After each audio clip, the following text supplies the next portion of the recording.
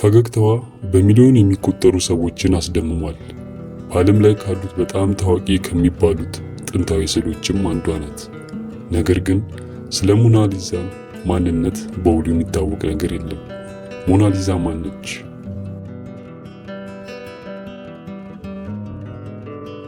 ለዘመናት የታሪክ ምሁራን፣ ሳይንቲስቶች እና ሊቃውንት ከሊዮናርዶ ዳቪንቺ ድንቅ ስራ ጀርባ ስላለችው ስለዚች ምስጢራዊ ሴት ማንነት እውነቱን ለማወቅ ሞክረዋል።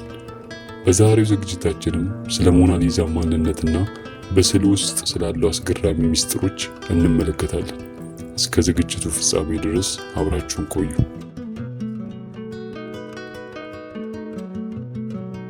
ሊዮናርዶ ዳቪንቺ ሞናሊዛን መሳል የጀመረው እንደ አውሮፓውያን አቆጣጠር በ1503 ዓ.ም በፍሎረንስ ጣሊያን ሀገር ነው። ታሪክ እንደሚገልጸውም ዳቪንቺ ስዕሉን ለመጨረስ ከ4 ዓመታት በላይ እንደፈጀበትና ከ1517 በኋላም ቢሆን ስዕሉን ማስዋቡን እንደቀጠለ ነው።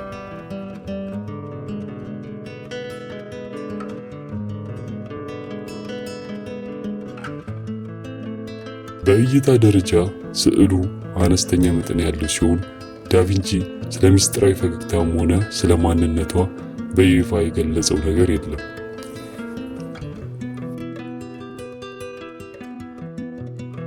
ሊዮናርዶ ሞናሊዛን ለመሳል ስፉማቶ የሚባል የአሳሳል ዘዴን የተጠቀመ ሲሆን ቀለማትን በጣም ረቂቅ በሆነ መንገድ በማዋሃድ የፊቷን አገላለጽ እንደምናይበት አቅጣጫ እንዲለያይ ለማድረግ ሞክሯል።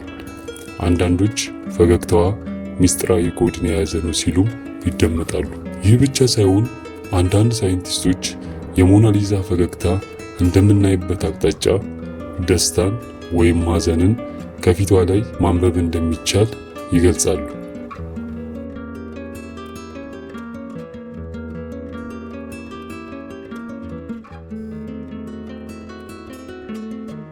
በታሪክም ለመጀመሪያ ጊዜ ኦፕቲካል ኢሉዥንን ያሳየ ድንቅ ስራም በማለት ያሞካሿታል። አብዛኞቹ ታሪክ ምሁራን ሞናሊዛ ሊሳ ጌራርዲኒ እንደሆነች ይስማማሉ። ሊሳ ጌራርዲኒ ሀብታም የሆነው የፍሎሬንቲክ ነጋዴ ፍራንቼስኮ ዴል ጆኮንዶ ሚስት ነበረች። ስዕሉም የሁለተኛ ልጃቸውን ልደት አስመልክቶ የተሳለ ነበር።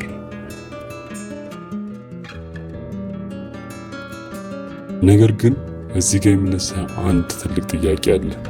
ሊዮናርዶ ሞናሊዛን ለዓመታት ከሱ ዘንድ ለምን ለማቆየት ፈለገ? አንዳንድ ተመራማሪዎች በሊዮናርዶ የፊት ገጽታና በሞናሊዛ መካከል ተመሳሳይነት እንዳለ ይገልጻሉ።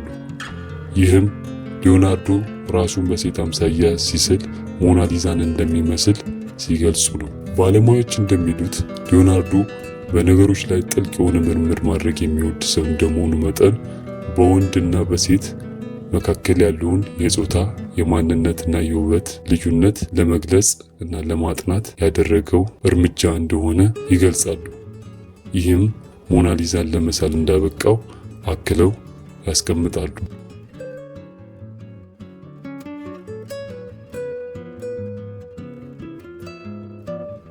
በ2004 ሳይንሳዊ ጥናት እንዳረጋገጠው በሞናሊዛ አይኖች ውስጥ የተደበቁ የፊደላትና የምልክቶች ዱካዎች እንዳሉ ተደርሶበታል።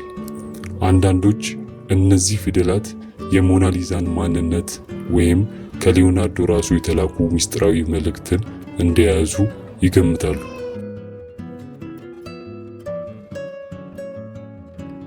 እንደ አውሮፓውያን አቆጣጠር በ1911 ዓ.ም ሞናሊዛ ፓሪስ ውስጥ ከሚገኘው ሉቭራ ሙዚየም ውስጥ ልትሰረቅ ችላለች።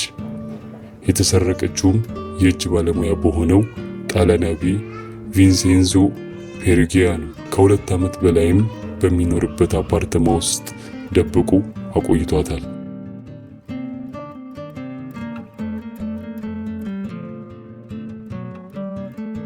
ሞናሊዛ ከተገኘች ከዚያ በኋላ ግን ብዙ ሰዎች እሷን ለማየት ማጉረፍ ጀምረው ነበር። እናም ከዚያ በኋላ ዝናዋም ቢሆን በከፍተኛ ደረጃ ለመጨመር ችሎ ነበር። ሌላው እንደ አውሮፓውያን አቆጣጠር በ1956 ሞናሊዛ አንድ ባልታወቀ ግለሰብ የአሲድ ጥቃት ደርሶባት ነበር። በውጤቱም የስዕሉ የታችኛው ክፍል ሊጎዳ ችሎ ነበር። እንዲሁ በዛው ዓመት ማለትም እንደ አውሮፓውያን አቆጣጠር በ1956 ዓመተ ምህረት በአንድ ሂጎ አጃንጋ በሚባል ቦሊቪያዊ ሰው በተወረወረባት ድንጋይ ሳቢያ የተወሰኑ ጉዳቶችን ልታስተናግድ ችላ ነበር። በአጠቃላይ ለጉብኝት በሄደችባቸው ሀገራት ጥቂት በማይባል ደረጃ ጥቃቶችን አስተናግዳ ነበር።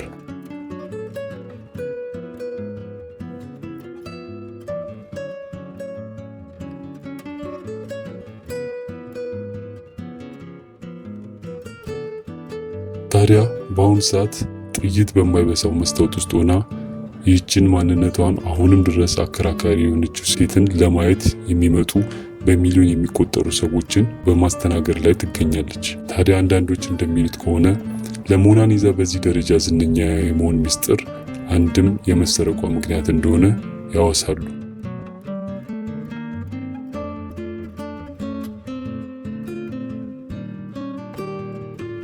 ከሞናሊዛ ጀርባ ያለው መልክዓ ምድር የማይታወቅ ሚስጥራዊና ግራ የማያጋባ የመሬት አቀማመጥ መሆኑ ሌላው ተመራማሪዎችን የሚያስደንቅ ክስተት ነው።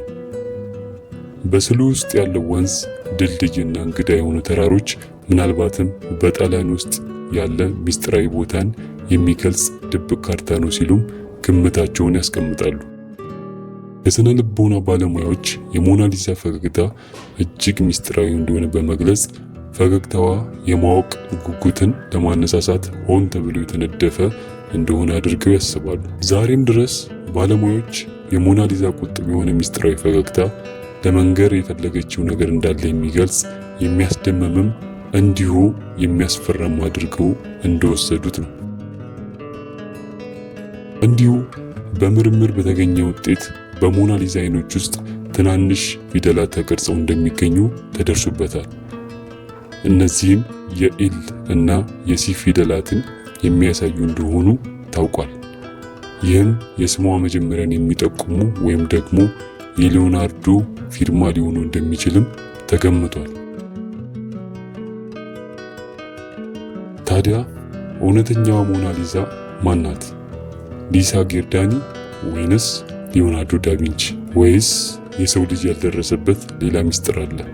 በእርግጥ እውነታው ሙሉ በሙሉ ላይታወቅ ይችላል። ሞናሊዛ ግን ዓለምን እንዳስደመመች ትቀጥላለች።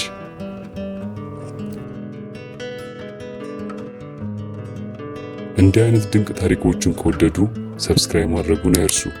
ከዓለም ዙሪያ የተውጣጡ ድንቅና አስገራሚ ታሪኮችን መስማት የሚወዱ ከሆነ ይህንን ቻናል ይቀላቀሉ።